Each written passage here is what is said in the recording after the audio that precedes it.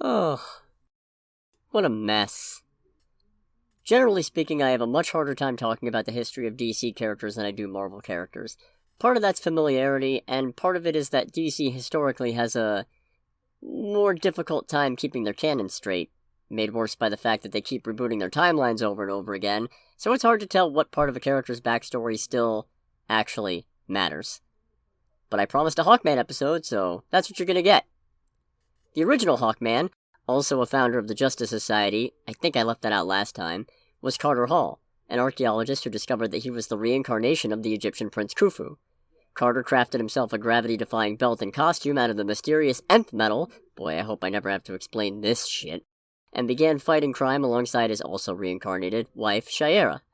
For my own sake, I'm going to keep this video as Hawkman-centric as possible, but just know Hawkgirl and or Hawkwoman has it just about as bad in the confusing backstory department.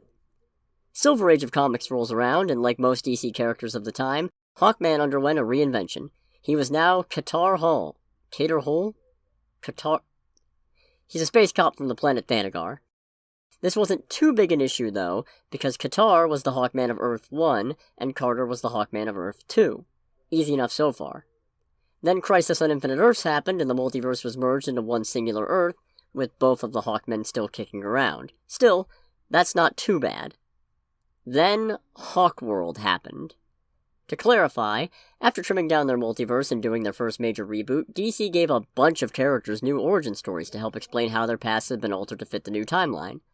Hawkworld focused on the space cop Hawkman, which was fine, until they decided that instead of being a prequel, the Hawkworld miniseries would be set in the current day of the DC universe, where Cater Hall had already been running around as part of the Justice League and even inspiring young hero Golden Eagle.